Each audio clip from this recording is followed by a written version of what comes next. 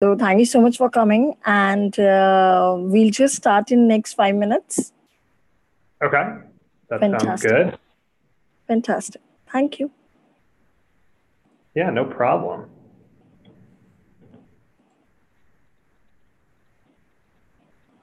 Once we get closer, I'll go ahead and go on camera. Yeah, we'll start at exact 4 o'clock. Okay, great. Do you have any idea how many participants or at least registrants, I guess we'd have? Nearly 150 around. Oh, okay, it's pretty good. Thanks. And will you kind of kick us off and then kick it over to me, or do you just want me to take it from the start? I'll start it, and I will ask you questions for the interview. Great. Okay, so you'll moderate the whole thing then? Yeah. Perfect. Okay.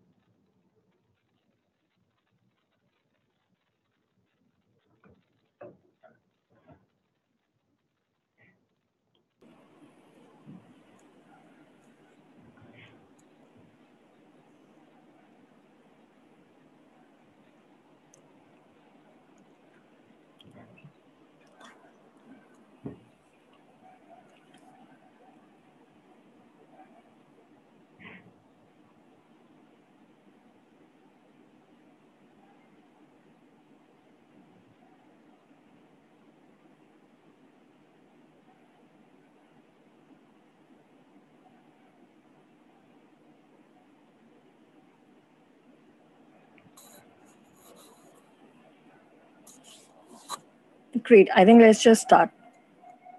All right, sounds good. Fantastic. So, thank you all for joining us today and welcome to the webinar and with our guest speaker, Greg Milosovic. And here, this is Karishma Sharma, Marketing Manager, High Counselor. Cool.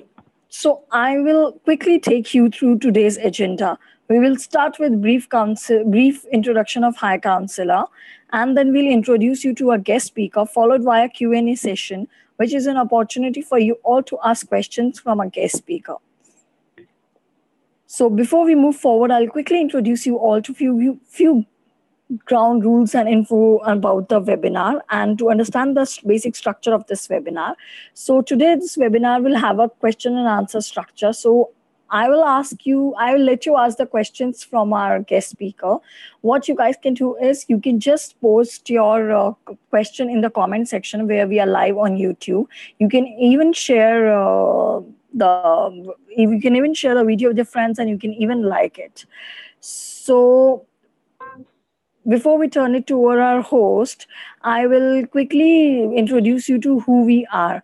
We are High Counselors, an online and mobile platform that helps job seekers and students to land their dream job by connecting them to employees who work at their dream company. I'm sure you all know today getting coaching from a company insider can dramatically increase your chances not only to ensure that the job you're aiming is for the right fit, but also that you land in your dream job. So stay tuned till until of the webinar and we'll give you a lot more information about it. Also, we'll be hosting regularly free events like this. So please sign up our platform so that we can keep you posted about the upcoming awesome webinars. So I would like to welcome Greg. Thank you so much, Greg, for your time and participation. We are really grateful that you're here with us to share your valuable insights. We would love to know more about your experience and professional background. Over to you, Greg. Yeah, thank you so much. I appreciate it. Thanks everyone for taking time out of your day to join me. I really have two goals tonight, right? The first is to share my career journey so that you guys hopefully understand a little bit better what to expect as you potentially pursue a transition to a career in business operations. And then the second is to be as open and candid as possible during the Q&A session so that you guys walk away from the webinar tonight feeling like you got good value out of the session and you're well on your way to pursuing that transition. To get us started, I figured I would give a little bit of background on my professional career and who I am, and then we can just jump right into the Q&A, so if that's all right. I'll just take about 5 minutes and kind of level set on what I've been doing the last decade or so. So I grew up near Akron, Ohio, and I attended Bowling Green State University for my undergraduate degree. I pursued a degree in sport management, believe it or not, and somehow ended up in an operations role at a tech company. But I did earn a minor in marketing as well, so marketing, and I'm in a marketing operations role now, so that's obviously near and dear to my heart and something I've been pursuing for a while. But my intention early on was to work in professional sports. I finished my final internship while in school with the Cleveland Cavaliers and enjoyed every minute of it. But some plans changed as I got closer to looking for my first job out of college, and ended up moving to North Carolina with my wife the summer of 2009. So since I've been down in North Carolina, I've worked at a number of different companies. I started with an inside sales role at an IT staffing company, and learned a number of skills that have stuck with me over the years, and I continue to call on those regularly, even in an operations role. So things like uncovering needs by asking the right open-ended questions, being able to battle objections when needed, and persuade people to think differently about how to solve a problem. So that role taught me really what I wanted to do was move towards marketing strategy and execution. So after about 8 months at that company, I moved to a new company, took a field marketing role there. It was an education company, and I was responsible for basically the eastern half of North Carolina. All of the colleges and universities, all the campuses were basically my territory. So I was working with students, with advisors, student organizations, you name it. And so this role really taught me more about strategic planning. And the cool thing about it, though, it still required daily execution of that strategy. So it was giving me exactly what I was looking for at the time. It also afforded me my first opportunity to manage employees. They were part-time employees. I think I was about 24 years old, and to have that opportunity was really special and helped lay the foundation for me in terms of management skills. After a few years in that role, I was ready to move into a full-time manager role, and was really enjoying that aspect of the job. So I started a job search, and I found another company, an ed tech company in the area that gave me that chance to be a manager of full-time associates. And so my team was responsible for qualifying all of the marketing generated leads in the U.S. Right. So the role was really career changing for me at the time. It's how I entered marketing operations. It really taught me, how to be the bridge between sales and marketing. It's a pretty strategic role because you can drive value for both the sales and the marketing organization. So we're trying to capitalize on marketing investment. They're spending money to generate leads. How do we turn those into business? And at the same time, you're feeding sales with high quality opportunities with real pipeline value attached to them. The other thing that role taught me was how to bring together people, process, and technology, and in a way that we could create measurable outcomes, right? And so we always talk about, what gets measured gets improved, and so we were able to change things for the better there, and that was a really exciting opportunity.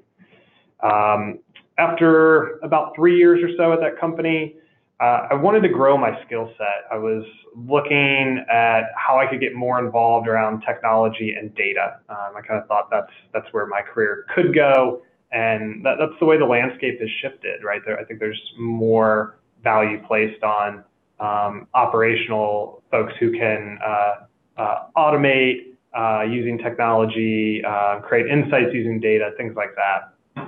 So as I started my job search, I thought there's a lot of really good companies in the area that I'm in. I was definitely looking to be somewhere where I was at the headquarters, and this opportunity with Redhat came up. And the only downside to it at the beginning was it was a contractor role, and I was moving back to being an individual contributor. So it gave me a little bit of pause at first. But I felt so strongly about the company, so strongly about the opportunity to learn and grow that I really just couldn't pass it up. And so it was a bit of a bet on myself. I'd say a calculated bet, but it turned out to be probably the best decision that I've made in my career. I think it's a testament to the culture of the people here at Redhat. They really took time to teach and coach me. Thankfully, I was able to do good work and convert from a contractor to a permanent employee after about 8 months, moved into a manager role shortly after that, and now in the senior manager role that I'm in today.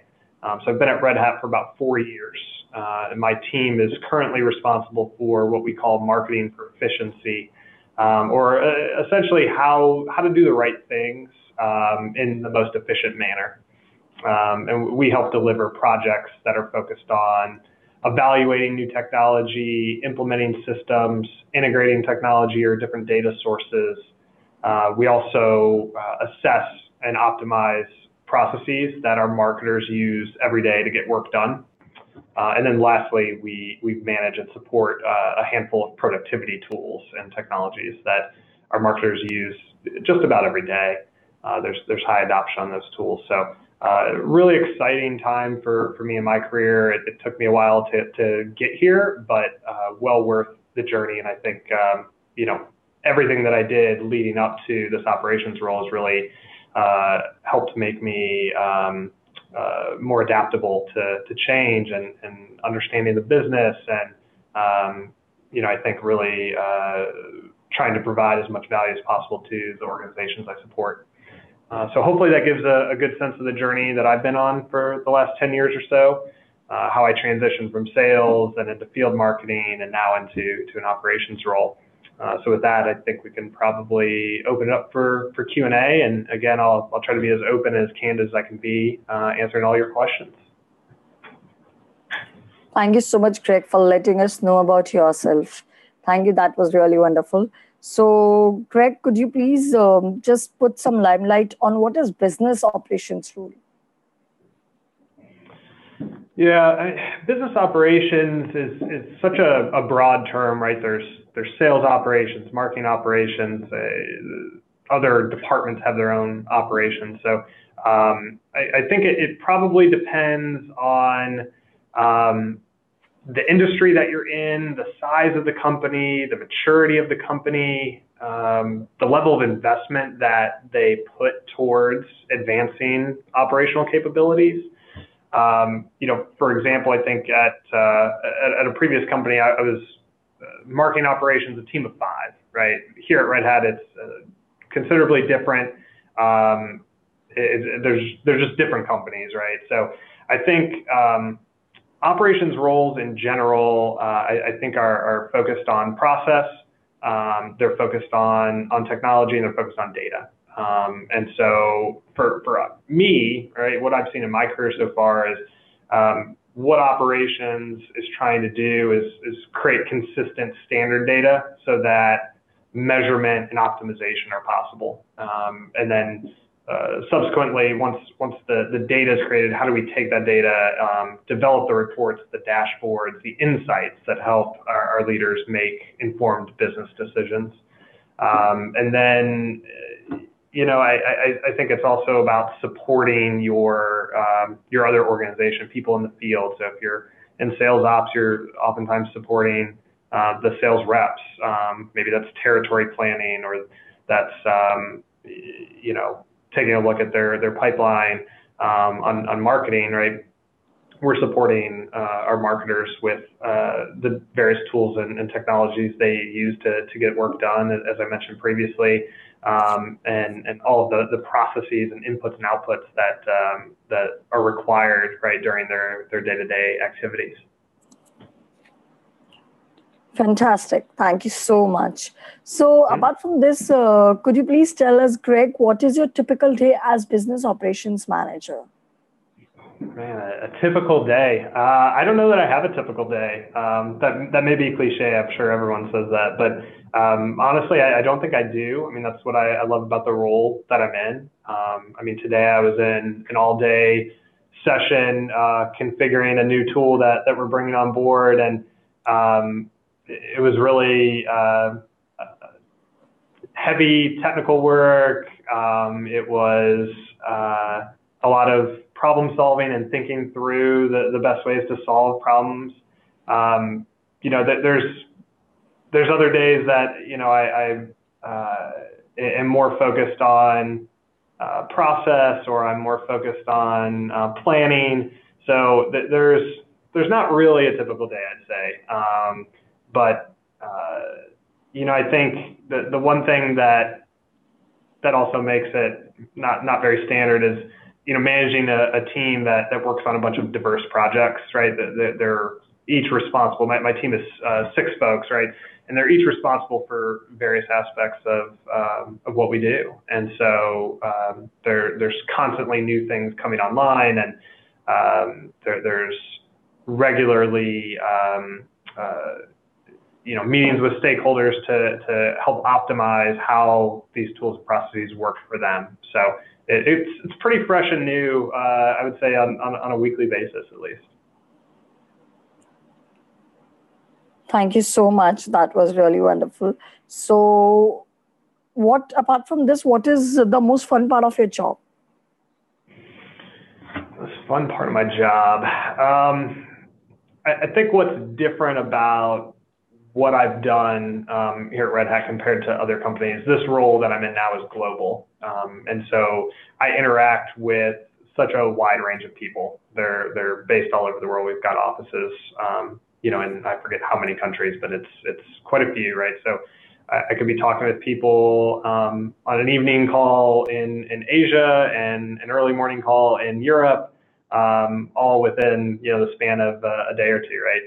And I think building those relationships with folks that are from different areas of the world, different cultures, has been really interesting, really rewarding for me personally.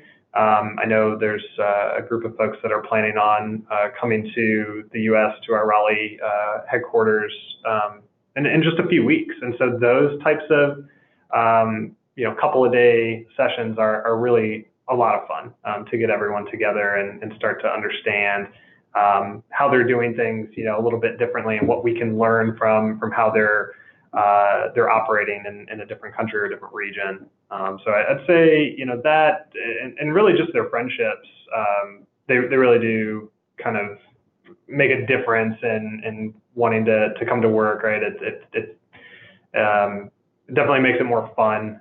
Keeps me energized when you get to help folks from all over the world. It's pretty neat. So yeah, I would say that's probably the most fun part of my job. Wow, that's lovely.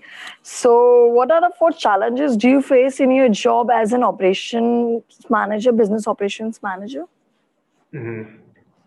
Okay. There's a number of challenges.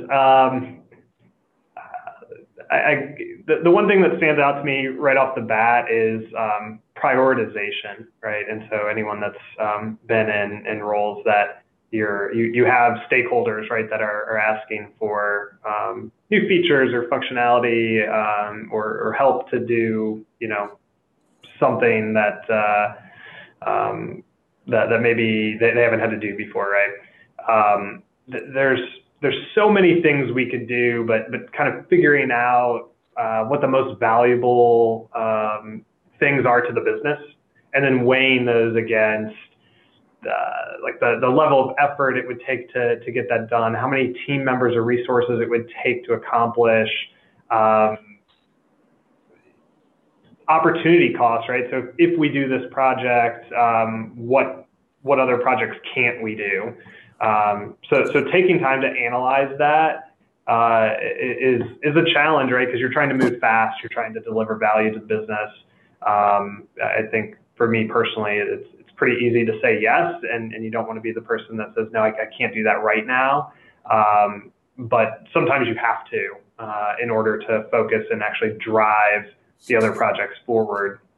So prioritization is definitely a challenge. I think for me personally, my role is somewhat of a player coach, right? It's not just a management position. I have my own projects. I have my own initiatives going on that I need to focus on. So trying to do that while making sure that I am supporting my team and doing the things that a manager should. That can be challenging, right? It becomes a time management issue. So time management is really key to success in this particular role for me. I think that's, time management is obviously important in any role, but it's really highlighted for me here. If I don't manage my time well, then I'm either not supporting my team as well as I would like, or I'm not driving the projects forward that I'm responsible for personally. So that's certainly difficult. I think one other thing is the complexity of the work that we do. Not every project is super complex, but the ones that are, it often means that we're working cross-functionally. It could be other teams within the marketing operations department, or it could be folks from other business units or other parts of marketing, whatever that may be. You tend to have dependencies on folks for certain deliverables, right? And so it kind of goes back to prioritization. I may prioritize a project very high on my list, but that doesn't mean that someone I potentially have a dependency on has the same prioritization rating on that work that they're responsible for. So I think what's served me well, and it's a core Red Hat value, right, is open communication. You've got to have it in this role. You've got to be transparent with what you need from people, what you owe people, and when. Otherwise, it definitely becomes a challenge, right, to rely on folks and maybe they don't understand I guess the urgency that you may be feeling, if that makes sense. So. Thank you so much for the answer, Craig. So here comes my next question. How to transition into business operations role? Got it. Yeah. That's a tough one. I mean, that could be different for different people. I know, I mean, for me, what I tried to do when I wanted to move into more technology management and data analysis, things like that, and develop those skills, I took a look at sort of a gap analysis of my skills, right? So what skills do I think I need, or that I know I need, right, from research or from past interviews, what have you, and how do I fill those gaps? So it could be through certifications or some sort of continuing education courses that are available. There's a lot of resources out there, things like lynda.com, and I think LinkedIn has some resources, and obviously there's things like iCounselor as well. So there's a number of avenues, I think, to take, but definitely trying to fill your skills gaps is important, and highlight that on your resume. I think if you're in the position to consider an internship or some sort of volunteer opportunity that aligns towards building operations experience on your resume, I think that would be beneficial. Not everyone can afford to do an internship. Maybe you're already in the workforce. A lot of internships are either unpaid or low pay, right? So that may not be possible. So maybe volunteer opportunities are more possible for you. And then I think, drawing again on my experience, you've got to be willing to target a role that, whether it's in your existing company or in a new company, it may be a lateral move, or it may even be a potential step back. And that might unlock a few doors for you to make that transition. So again, that you got to make that personal decision. But for me, again, leaving a permanent job that was a management position. It was, I was enjoying what I was doing. It just, I wanted to do more, and again, develop more of my skills.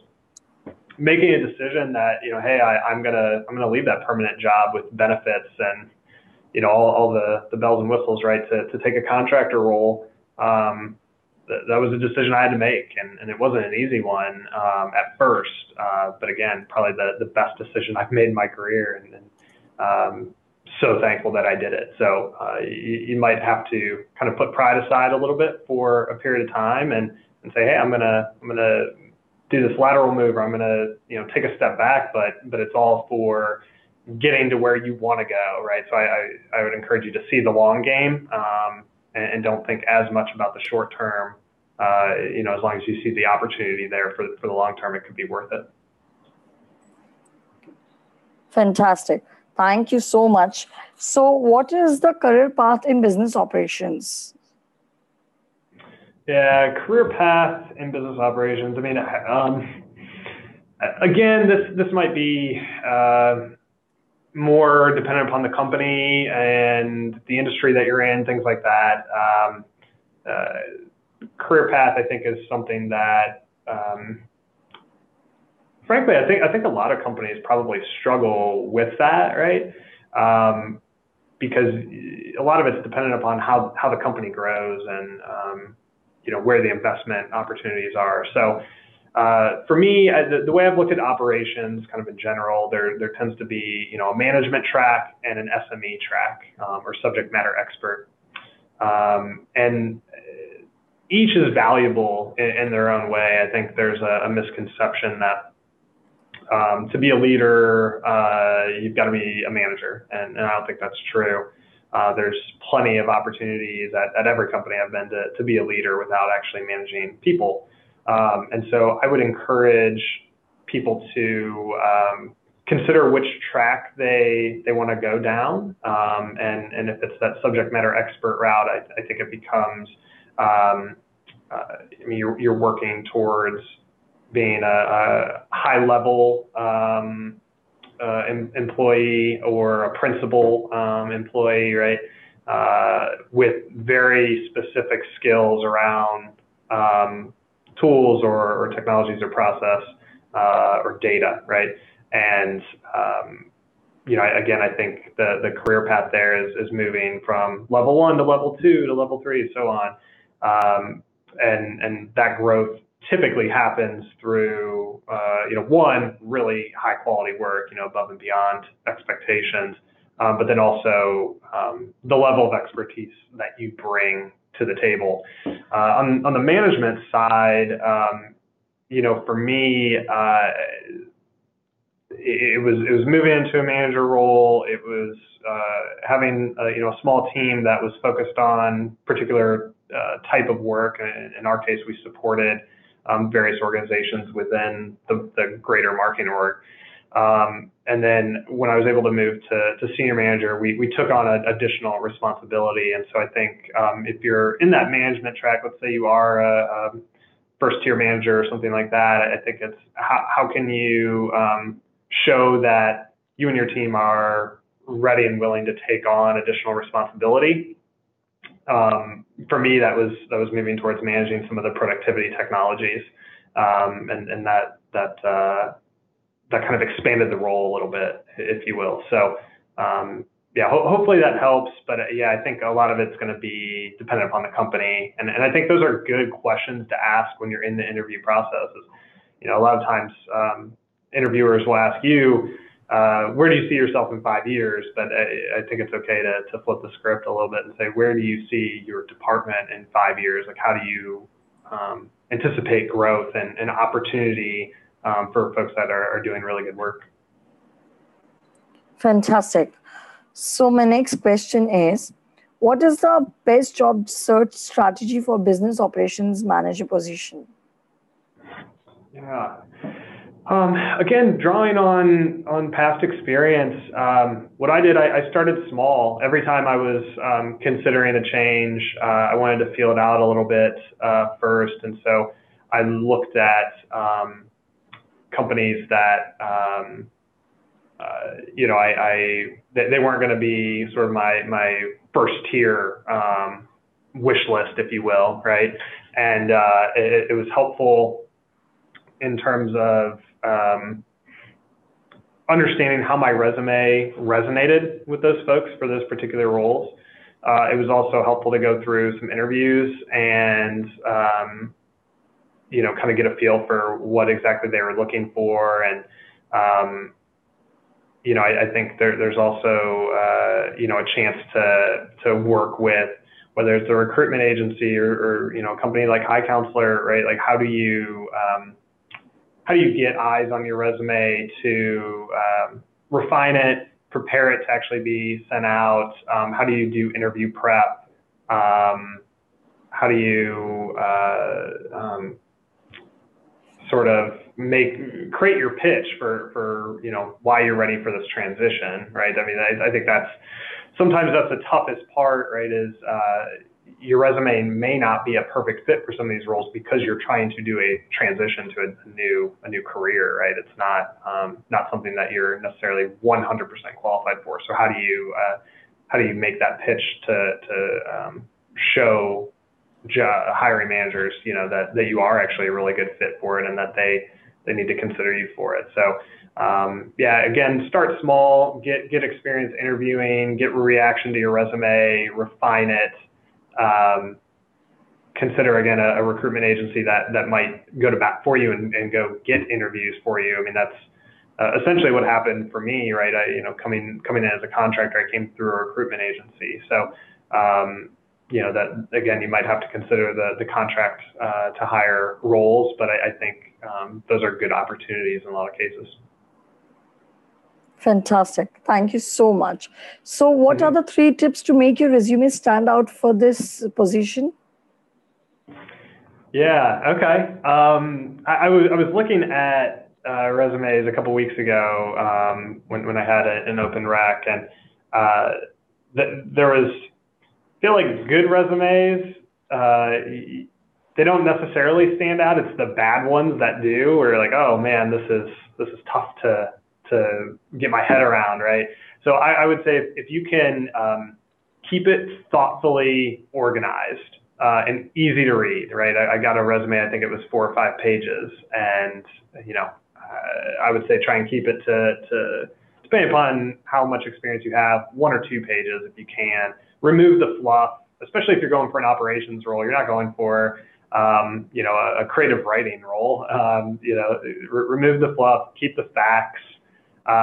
Try to incorporate data into your resume. So being able to show, at a past role, we were able to improve or impact the business X% by doing this project or by, taking action in this area. Remember, you're going for an operations role. Many of these folks will care very, very deeply about data. And so if you can show that you can use data to back up, I think the value that you added to a past role, the more you can do that, the better. Fantastic. Thank you so much, Greg. So my next question is, what is interview format of business operations manager's position? Interview format. So, generally speaking, I don't know if I could comment on it, but I'll talk you through sort of what kind of format that we run. When I've got a rec that I've opened up and I'm searching for someone. So I always look to test personality first and make sure they're a good fit for the team, they're a good fit for the company, they match our culture. Because without that, they're really just not going to be a good fit, even if they have the right skills. If they're not able to work well as a team or collaborate well, then we've got to find someone else who can do that. After we make it past that sort of first round, right? Typically, I'll do that during a phone interview and retest that a little bit in person as well, obviously. But that tends to be how I initially screen people in or out. Then I can move into more of a business acumen and a logic and problem solving skills portion of the interview. And then depending upon the role, I may come back to some more technical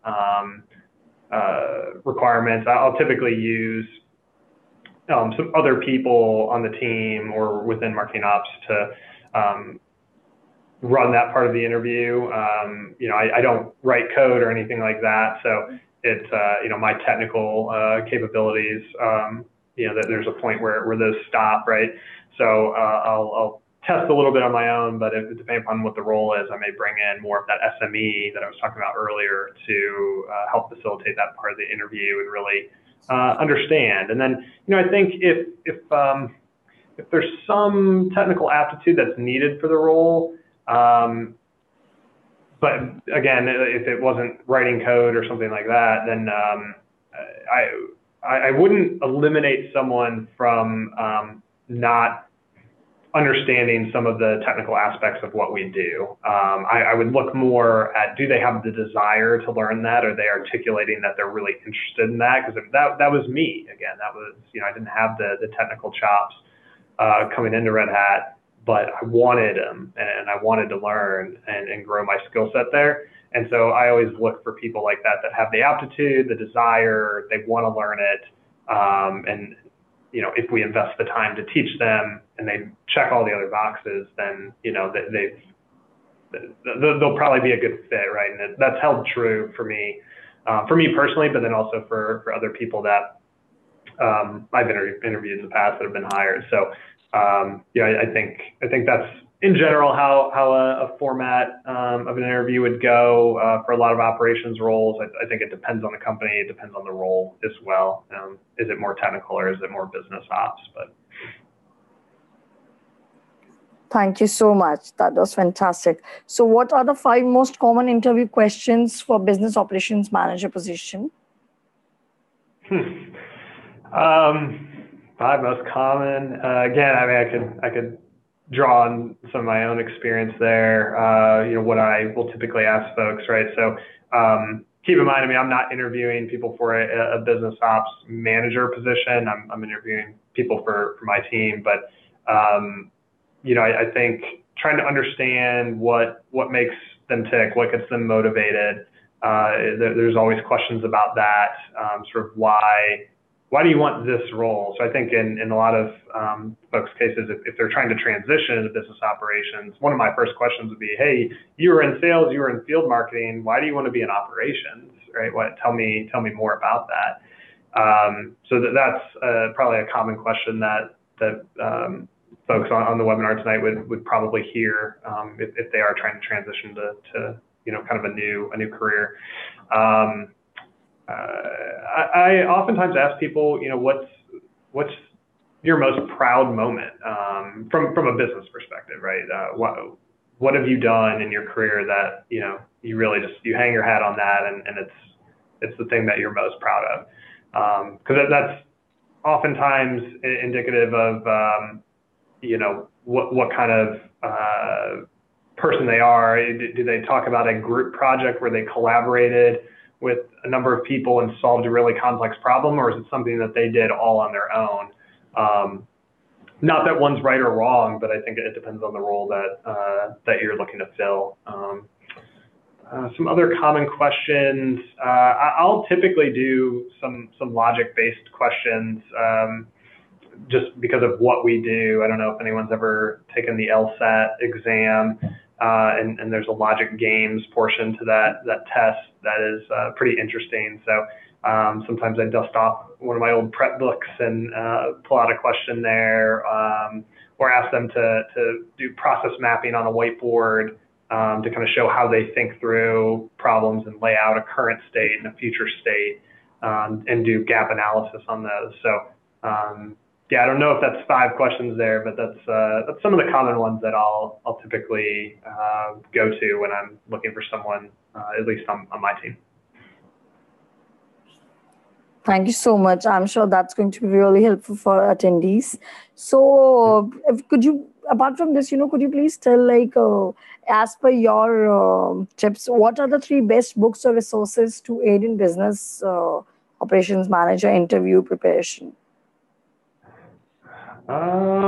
That's a really interesting question. I don't know about from a prep perspective. I think what I could probably try to answer is what I would make sure you prep for ahead of an interview, right?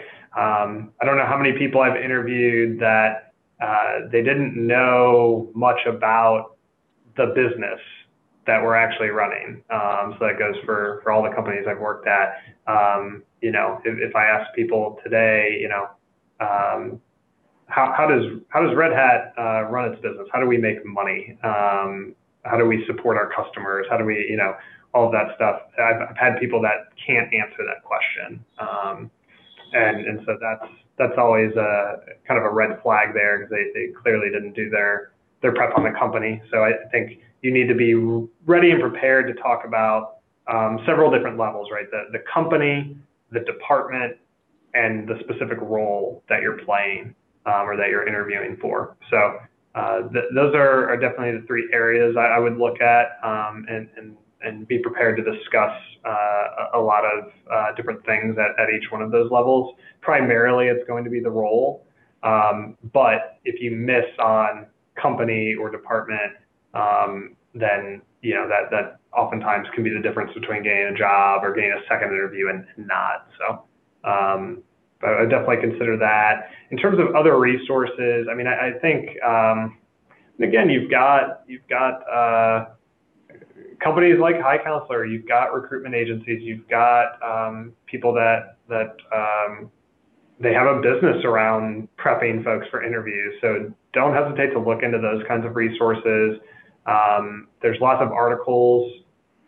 Sure, there's lots of books too, on the topic, but I think there's probably a lot of short articles that you can find maybe on LinkedIn or some site like that to learn a little bit more about what people have faced recently with interviews and what they recommend for prepping for interviews. I think another common mistake that candidates that I've talked with have had, I get to the end of the interview and I always leave 5 or 10 minutes for them to ask questions to me. And I've had a lot of candidates that say, oh no, I don't have any questions. I'm like, how could you not have any questions? We've only talked for 45 minutes, and this is the first time that we've talked about the role. So I would definitely prep a list of questions ahead of time. Some of them may get answered during the interview, but you should always have a handful of questions, I would think at minimum, ready to ask your interviewer, and try to pull information out of them. I think it shows that you're interested, you're thoughtful. That's how you might operate when you're at that company, right? You go to a meeting with questions, you leave that meeting, you have more questions, and they're thoughtful questions, and you can tell that you're invested in the role. So fantastic. Thank you so much. So 3 things a candidate should consider while selecting an employer for business operations position. Okay. So I think I always considered a few different things at least 2 levels, right? And maybe even if I go back to the 3 levels I was talking about before, right? Company, department, and then the role. When you're looking to select an employer, I mean, I'd be looking for a track record for growth and then expected future growth for the company, but again, also for the department. That's how you know that opportunities should arise. If we go back to our career pathing exercise or that question that we try to address, knowing that I was the 13th marketing ops employee hired 4 years ago, and knowing what the future growth looked like, that was one factor in me taking that contract role. I knew that they had a track record of converting contractors to permanent employees, and I knew that those permanent employees have gone on to do more things. So that was important. And yeah, at the company level, I mean, obviously, if sales aren't good, then having jobs in other departments are not going to be as fruitful as companies that are growing exponentially. So I think that's really, really important. Culture and people that you meet during the interview process. I would say from the recruiting department all the way through, potentially the director or VP that you interview with. Every one of those people should hopefully give you a good feeling that you'll enjoy working with them or for them. And I think that's really important as well. And then at the role level, your personal growth and your personal learning opportunities. Does the company invest in its people? Does it send them to conferences? Does it pay for certifications or continuing education? What kind of internal trainings do they offer, right? We've got a variety of that, at the companies I've been to, and I've taken advantage of it, and it's been really, really helpful. So I think, again, it goes back to company, department, and then the role or the personal aspect for you and what that company provides for you. So, those are 3 things that are kind of on top of, your typical, the typical things that you look for, right? You may want or need healthcare. You may, look at the benefits and the pay and all of that. Like, of course, right? The other 3 things that, maybe not every person looks for that I think they should is really the track record for growth, the culture and the people, and then the personal growth and learning opportunities. Thank you so much, Craig, for such a lovely answer and for sharing such valuable tips. So here comes my last question for you, Craig. What 3 advices do you have for aspiring candidates to be successful in their business operations role? Okay, yeah, that's a good one. For me, you've got to stay committed to that job. Again, the theme of this webinar is transitioning into that role. So you don't have a lot of past experience in that particular role. You may have past experiences that help you be successful, but you've got to be committed to learning from your colleagues, from reading, whether it's books, articles, research papers, going out and finding more about the particular industry that you're in, and the problems that's facing, how you could solve those.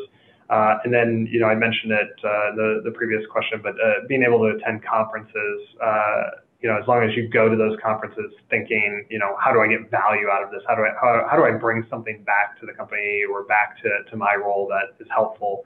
I mean, I think those are things that are really important. So that commitment to success is definitely needed, especially early on in the role. I know this is true for a lot of people that I've worked with here recently. Like early on, they're not afraid to take on additional hours as they ramp up, right?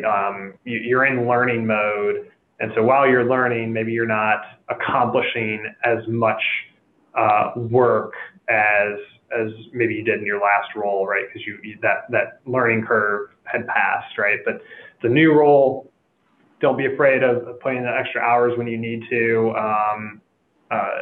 Obviously there's you want to have good work-life balance. Everyone does. That's fantastic. I think early on to really close the learning gap, you may have to put in some additional hours there, and just committing again to that hard work and earning your success, I think is really important.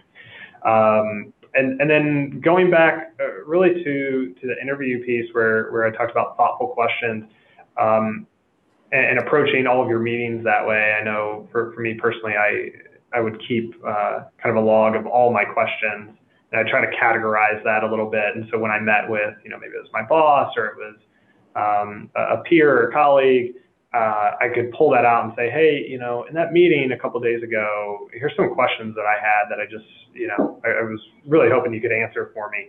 That was unbelievably helpful for me, because there was so much. I mean, the expression of drinking from the fire hose, right? There's so much thrown at you at one time. If you can jot down those questions, think about them yourself, try to find those answers on your own.